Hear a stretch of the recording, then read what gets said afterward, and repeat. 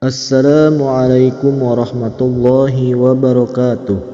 Sudah bertahun-tahun Baginda Raja Harun ar-Rasyid ingin mengalahkan Abu Nawas. Namun perangkap-perangkap yang selama ini dibuat semua bisa dibatasi dengan cara-cara yang cemerlang oleh Abu Nawas. Baginda Raja tidak putus asa. Masih ada puluhan jaring muslihat untuk menjerat Abu Nawas. Baginda Raja beserta para menteri sering mengunjungi tempat pemandian air hangat yang hanya dikunjungi para pangeran, bangsawan dan orang-orang terkenal. Suatu sore yang cerah ketika Baginda Raja beserta para menterinya berendam di kolam, beliau berkata kepada para menteri, "Aku punya akal untuk menjebak Abu Nawas." "Apakah itu wahai paduka yang mulia?" tanya salah seorang menteri. "Kalian tak usah tahu dulu. Aku hanya menghendaki kalian datang lebih dini besok sore. Jangan lupa datanglah besok sebelum Abu Nawas datang, karena aku akan mengundangnya untuk mandi bersama-sama kita," kata Baginda Raja memberi pengarahan. Baginda Raja memang sengaja tidak menyebutkan tipuan apa yang akan digelar besok. Abu Nawas diundang untuk mandi bersama Baginda Raja dan para menteri di pemandian air hangat yang terkenal itu. Seperti yang telah direncanakan, Baginda Raja dan para menteri sudah datang lebih dahulu. Baginda membawa 19 butir telur ayam. 18 butir dibagikan kepada para menterinya. 1 butir untuk dirinya sendiri. Kemudian Baginda memberi pengarahan singkat tentang apa yang telah direncanakan untuk menjebak Abu Nawas. Ketika Abu Nawas datang, Baginda Raja beserta para menteri sudah berendam di kolam. Abu Nawas melepas pakaian dan langsung ikut berendam.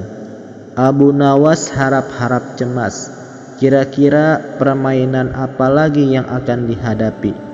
Mungkin permainan kali ini lebih berat karena Baginda Raja tidak memberi tenggang waktu untuk berpikir.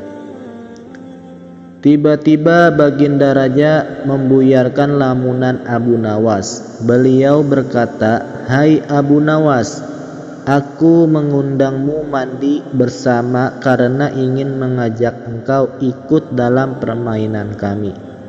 "Permainan apakah itu paduka yang mulia?" tanya Abu Nawas belum mengerti. "Kita sekali-kali melakukan sesuatu yang secara alami hanya bisa dilakukan oleh binatang. Sebagai manusia, kita mesti bisa dengan cara kita masing-masing," kata Baginda sambil tersenyum. "Hamba belum mengerti Baginda yang mulia," kata Abu Nawas agak ketakutan.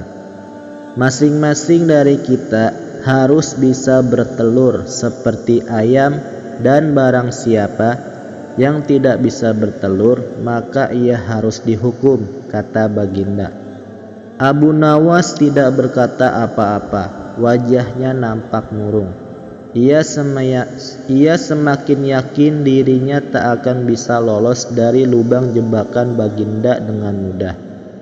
Melihat wajah Abu Nawas murung, wajah Baginda Raja semakin berseri-seri.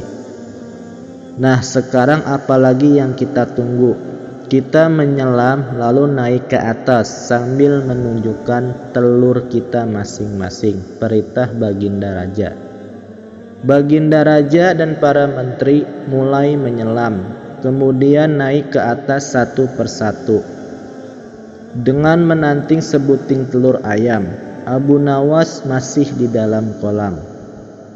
Ia tentu saja tidak sempat mempersiapkan telur karena ia memang tidak tahu kalau ia diharuskan bertelur seperti ayam. Kini Abu Nawas tahu kalau Baginda Raja dan para menteri telah mempersiapkan telur masing-masing 1 butir. Karena belum ada seorang manusia pun yang bisa bertelur dan tidak akan pernah ada yang bisa. Karena dadanya mulai terasa sesak, Abu Nawas cepat-cepat muncul ke permukaan, kemudian naik ke atas. Baginda Raja langsung mendekati Abu Nawas. Abu Nawas nampak tenang, bahkan ia berlaku aneh.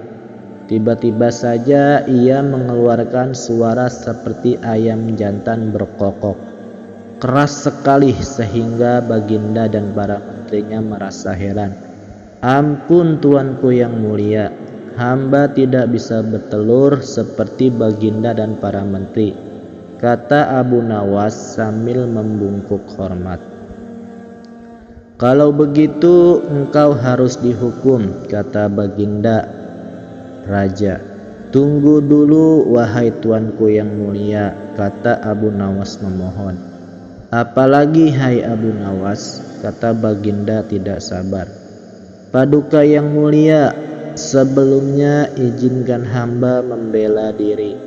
Sebenarnya kalau hamba mau bertelur, hamba tentu mampu.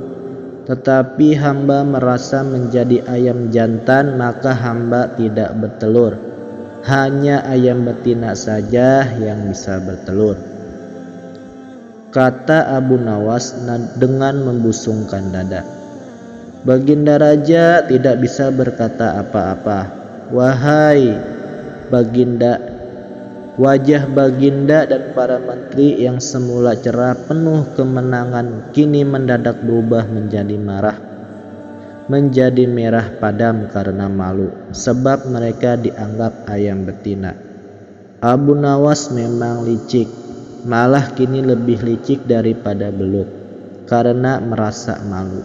Baginda Raja Harun ar-Rasyid dan para menteri segera berpakaian dan kembali ke istana tanpa mengucapkan sepatah kata pun. Memang Abu Nawas yang tampaknya bloon itu sebenarnya diakui oleh para ilmuwan sebagai ahli mantik atau ilmu logika. Gampang saja baginya untuk membolak-balikan dan mempermainkan kata-kata guna menjatuhkan mental lawan-lawannya. Sampai di sini dulu perjumpaan kita.